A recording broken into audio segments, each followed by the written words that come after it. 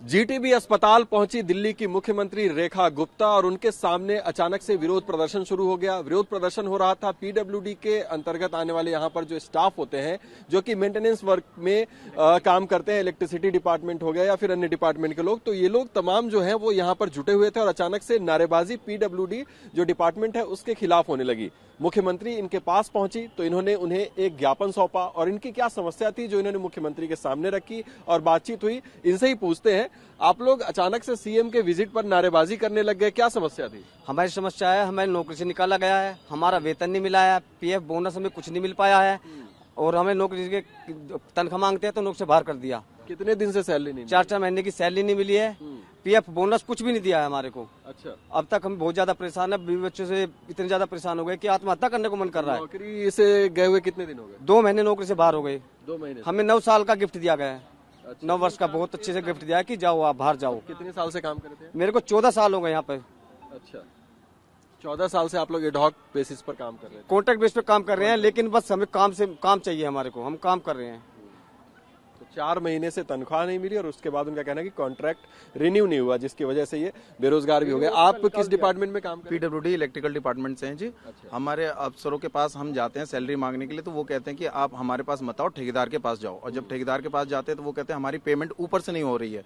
तो अब हमारे तो सर आप बताओ, हमारे 4 महीने से सैलरी नहीं आ रही है, बच्चों की फीस भरनी होती है, सारी चीज जिम्मेदारी हमारे ऊपर ही है फैमिली की, हम कहाँ से कर रहे हैं ये बताओ सर। इसलिए हमने आज मैडम से बोला, मुख्यमंत्री जी मैडम से बोला है, अगर उन्होंने सुन लिया हमारी तो फिर हमारी सैलरी हो सकता है। कितने ऐसे स्टाफ होंगे जो कि 110 स्टाफ इलेक्ट्रिकल डिपार्टमेंट के हैं और बाकी सिविल के 60-70 लड़के सिविल के हैं जी। अच्छा जी, तो आप लोग एकजुट होकर एक तरह से ये प्रदर्शन होकर हम आए थे कि मैडम के पास समस्या दे दें, क्योंकि ये हमें किसी के पास जाने नहीं देते हैं, ये हमें हमेशा दबा देते हैं और धमकी अलग देते हैं कि अगर आप हमारे पास बार बार आओगे तो हम नौकरी से हटा देंगे। और हमारे ऐसा हुआ भी है, हमारे ग्रुप के जो स्टाफ हैं जो ज्यादा वो किए, उन्हें 10-10 दिन 15-15 दिन, इनको 15 दिन बैठाया गया था क्योंकि इन्होंने लेटर लेके आगे गए एक्शन के पास, एक्शन मैडम के पास आगे गए। शिकायत करने वाले के खिलाफ ही कार्रवाई हो जाती है। ये बताइए कि आज मुख्यमंत्री ने क्या आश्वासन दिया है कि मैं संज्ञान में लेती हूँ और आपका जो भी प्रॉब्लम हो समस्या को सुनवाई का हल करती हूँ। तो आपको 15 दिन के लिए क्यों निकाला गया? 15 दिन के लिए सरकार की तरफ से न्यूनतम वेतन जो बढ़ाया जाता है, महंगाई भत्ता, मैंने उसके लिए एक ठेकेदार को लेटर दिया था कि ये तनख्वाह बढ़ाई गई है, कृपया करके हमको सभी की तनख्वाह बढ़वाई जाए। कभी से जैसे मैंने वो लेटर दिया ठेकेदार को, तुरंत मुझे नोटिस दे दिया कि तुम्हें तत्काल हटाया जाता है। नहीं, तत्काल हटाया जाता है। जब फिर ऊपर से हमारी एक यूनियन होती है उससे दबाव बनवाया गया तो 10 दिन बाद वापस 10 दिन के, और उसमें सैलरी भी काट दी गई है, जिसमें कि एक अफसर कोई भी ना तो इसकी रिकवरी करते हैं ठेकेदार की, आपस में इतनी इनका तालमेल है कि इतना भ्रष्टाचार है कि इसकी रिकवरी नहीं करते, कुछ नहीं करते, बल्कि अगर मेरी 900 रुपए कटते तो ठेकेदार का 1800 रुपए कटना चाहिए रिकवरी में। लेकिन ये इतने रूल रेगुलेशन के अंतर्गत ना काम करके डबल रिकवरी नहीं करके रिश्वत अपनी जेब में भरते हैं। कौन है ये ठेकेदार, क्या नाम है, किस कंपनी के हैं? ये त्यागी कंस्ट्रक्शन के नाम से है, अजय त्यागी। अच्छा। और इन्होंने क्या किया है, ये अफसरों से मिलके ठेके 3-3 महीने के, जबकि हमारा बड़ा टेंडर होना था वो ना होकर के छोटे छोटे टेंडर कर दिए, वो उसी बंदे को रेगुलर टेंडर मिले जा रहे हैं। हर महीने उसी को दे रहे हैं, हर महीने उसी को दे रहे हैं, उसी का टेंडर लगवा रहे हैं बार बार। तो जो क्या डायरेक्टर है यहाँ के वो भी इस प्रक्रिया में सारे मिले हुए हैं, जो ऊपर से नीचे तक सारे मिले हुए हैं, एक्शन जेई सारे मिले हुए हैं इसमें। और जो है अगर हम मिलने जाते हैं तो हम शिकायत करने जाते हैं तो ये कहते हैं एफआईआर कराओ इनकी, एफआईआर कराओ, भगाओ यहाँ से इनको, ऐसे करते हैं हमारे साथ। पूरा बहुत परेशान कर रखा है इन्होंने। तो ये समस्याएं हैं इन तमाम स्टाफ की जिनकी आज मुख्यमंत्री से मुलाकात हुई और मुख्यमंत्री रेखा गुप्ता ने इन्हें फिलहाल ये आश्वासन भी दिया है कि जो भी इनकी समस्याएं हैं उनका समाधान किया जाएगा। लेकिन बड़ी शिकायत ये कर रहे हैं जीटीबी अस्पताल, जहां पर दिल्ली की मुख्यमंत्री रेखा गुप्ता जो अभी नई बनी है वो यहाँ पर दौरे के लिए आई है, यहाँ की व्यवस्था को देखने के लिए आए हैं। लेकिन उस व्यवस्था में सबसे बड़े समर्थन के तौर पर जो लोग काम करते हैं, यानी पीडब्ल्यूडी के अंतर्गत आने वाले इलेक्ट्रिकल डिपार्टमेंट के स्टाफ हो या फिर सिविल डिपार्टमेंट के स्टाफ, जो कि हॉस्पिटल के रख रखाव और मेंटेनेंस में इनकी एक बड़ी भूमिका होती है। 150 से ज्यादा ये स्टाफ है, 200 के करीब इनकी संख्या है। लेकिन उसके बावजूद 4 महीने से वेतन ना मिलना और ठेकेदार का राज, यहाँ पे इनका कहना है कि अधिकारियों की मिली भगत से ठेकेदार इनको दबाकर रखते हैं, इनको जितने पैसे मिलने चाहिए उतने पैसे भी नहीं मिलते और अगर अपने हक की आवाज ये उठाने की कोशिश करते हैं तो इन पर उल्टे कार्रवाई कर दी जाती है, इनको काम से निकाल दिया जाता है। अब ये बात मुख्यमंत्री रेखा गुप्ता के संज्ञान में आ गई है, देखना होगा कि किस तरह की कार्रवाई इन पर होती है और जो वेतन इनका, जो पैसे इनके अभी तक पेंडिंग है, नहीं मिले हैं, वो क्या इन्हें मिल पाते हैं। TV9 भारतवर्ष के लिए वीरेंद्र मौर्य के साथ दिल्ली से मैं अभिजीत ठाकुर। एक जैसे है कि मरीज है बेचारा परेशान हो रहा उसे उसके लिए कम से कम एक बेड पे 2-2 3-3 एडजस्ट हो रहे हैं। एक तो वो वैसा मरीज, दूसरा उसको दम घुट जाओ वैसे ही। तो कुछ अगर गवर्नमेंट सहायता करे तो थोड़ा सा और में मरीजन को सुविधा मिले। अच्छा, बेड की कमी है। हाँ, समस्या एक पे तो एक ही मरीज होना चाहिए, एक पे 3-3 लेट पाएंगे तो कहाँ से आराम मिल पाएगा। और जो उनकी साथ में रहते हैं वे तो और भी ज्यादा परेशान, रात भर नहीं काट पाते। तो यही समस्या है। तरफ ही बिताते पूरी रात, अंदर तो जगह ही नहीं मिलती उनको। परेशान रहते हैं सबसे ज्यादा, मरीज भी परेशान और जो साथ में आता है एक बंदा वो भी परेशान रहता है इनके साथ। यहाँ पे एक बात बहुत परेशानी है यहाँ पर। यहाँ पे जो है महिला शौचालय नहीं है कई वार्ड में। पुरुष शौचालय है, महिला शौचालय कोई नहीं है। दूसरे वार्ड में जाते हैं। मैं बोला था उनसे, जो बात करी थी हमारी जो बात हुई थी उनसे, मैं पर्चा लेकर उनके सामने गया था। अगर आपको हमसे कोई बात करनी हो तो अगर आपसे हमसे पूछना चाहो तो हमसे पूछ लेना। बोलिए। ये सुविधा क्या कह रहे थे, बताइए। सर मैं आशा वर्कर हूँ दुर्गापुरी डिस्पेंसरी में। कल 1 बजे की वारदात है, मैं घर पे नहीं थी, मैं हापुड़ गई हुई थी। गैस कनेक्शन वाला आया आईजीएल कंपनी से और मेरे बच्चे के जो दोनों तरफ से कनेक्शन खोल दिया, जिसके कारण पूरा घर उड़ गया मेरा और मेरे बच्चे यहाँ से यहाँ तक जला हुआ है पूरा। लेकिन मुझ कोई देखने नहीं आया, कोई यूं नहीं कि बच्चे को क्या हो रहा है। और ये बता दिया गया है कि बच्चे को कुछ नहीं है, कुछ नहीं जला, जबकि मेरा बच्चा इतना जल रहा है और बहुत तड़प रहा है। अभी मेरा राउंड शुरू हुआ है और मैं देख पा रही हूँ कि यहाँ पे ये पूरा गोदाम जो है बुरी तरीके से भरा पड़ा है, जिसमें कि इनकी लिस्ट के हिसाब से 458 ऑक्सीजन कॉन्सेंट्रेटर्स यहाँ पड़े हुए हैं। वेंटिलेटर पड़े हैं 146, 36,000 पीपी किट यहाँ पर पड़ी हुई है और भी बहुत सारे मल्टी पैरा मॉनिटर्स पड़े हैं। इसके अलावा बाईपेप मशीन्स पड़ी हैं, बहुत सारी चीजें, मास्क पड़े हुए हैं, मैट्रेसेस हैं, बेडिंग्स हैं। ये सारी की सारी कोविड के समय से लेके अब तक पड़ी हुई है चीजें। और ये एक अस्पताल का मैटर नहीं है, ये हर अस्पताल के गोदाम ऐसे ही भरे पड़े हैं। जो कल मैंने हाउस में बोला था, करोड़ों रुपए का मटेरियल यहाँ पे मिट्टी हो रहा है।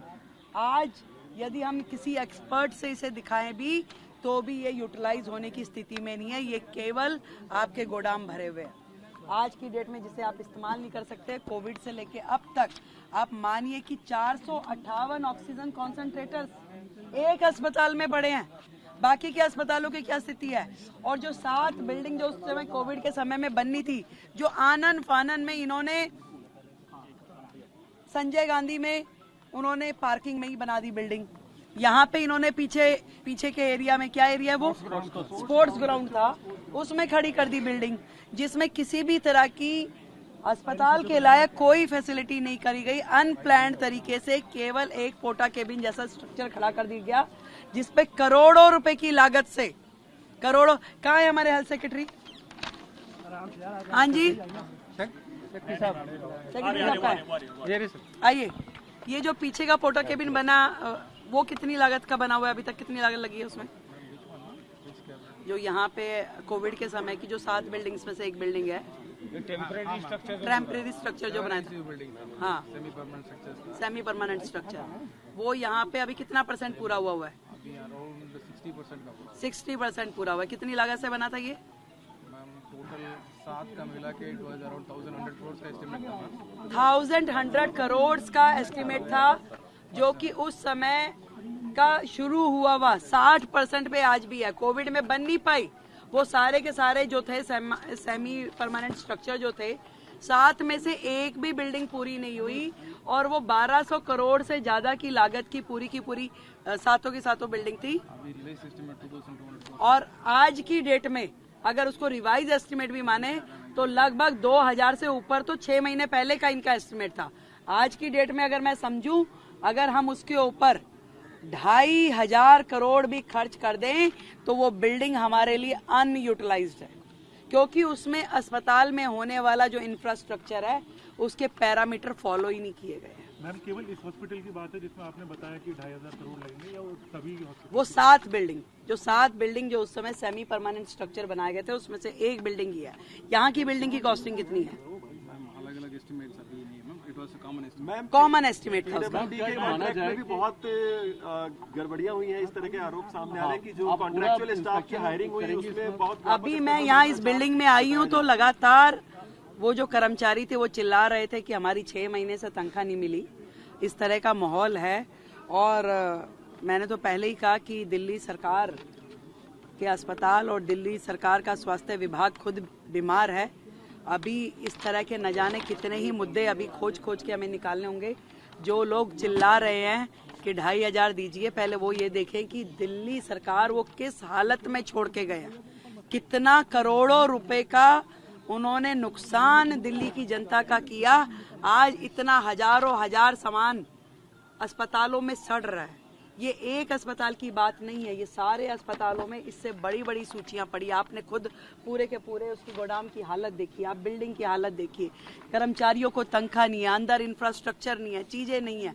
इस बीमार हालत का जिम्मेदार कौन है भाई? आज हमें तो इस स्थिति में आप देखे जा रहे हो। हम इसके लिए प्रयास करेंगे चीजों को ठीक करने की। आपने पूरे के पूरे सिस्टम को डिफंक कर दिया। आज वो अस्पताल जिसमें हजारों मरीज रोजाना आते हैं वो इलाज नहीं पा रहे। बेचारे डॉक्टर्स एम्बेरस हैं। मतलब यहाँ के एमडी साहब जो हैं इनके पास 4 हॉस्पिटल का चार्ज है। क्या इतने बड़े बड़े 4 अस्पताल की संभालने के लिए स्थिति में है? इतना ओवरबर्डन किया हुआ एक अस्पताल आदमी संभालने में दिक्कत है।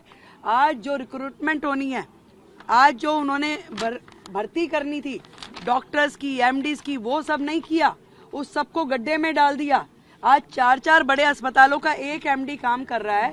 क्या उम्मीद कर सकते हैं हम उनसे कि वो क्या अस्पताल को देखेंगे, क्या व्यवस्थाएं दे रहे हैं? ये जो आम आदमी पार्टी की सरकार है, केवल और केवल चैनल्स पे नोटंकी करने के लिए है। काम करने की दृष्टि से उनका हेल्थ मॉडल, उनका एजुकेशन मॉडल जीरो है, जीरो। और हम ये बता रहे हैं कल जो EWS का एजुकेशन का जो ड्रॉ होने वाला है उसको भी हम मीडिया के उपस्थिति में और बड़ी बड़ी स्क्रीन लगा के जनता के सामने बिल्कुल ट्रांसपेरेंसी से करने वाले हैं। कोई भी बंद कमरे में कोई अधिकारी चाहेगा कि वो ये ड्रॉ कर लेगा तो हम उसे होने नहीं देंगे।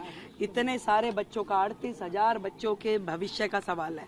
पूरी ट्रांसपेरेंसी से कल दोपहर को वो होगा जहां पे आप लोग भी आमंत्रित हैं। आप सबकी उपस्थिति में बड़ी बड़ी स्क्रीन के साथ हम करेंगे। और ये अस्पतालों में जितना भी मटेरियल इस तरीके से डंपिंग ग्राउंड बना हुआ है, टेक्निकल एक्सपर्ट्स को हम बिठा करके इन सामान की उपयोगिता क्या है, अब ये फेंकने में बेहतर है कि इसका कुछ इस्तेमाल हो सकता है, ये हम करेंगे। परंतु सच में बड़ा ही शर्मनाक है और दिल्ली की जनता के लिए बड़ा दर्दनाक है कि ऐसी स्थिति में उन्होंने दिल्ली के अस्पतालों को छोड़ा है।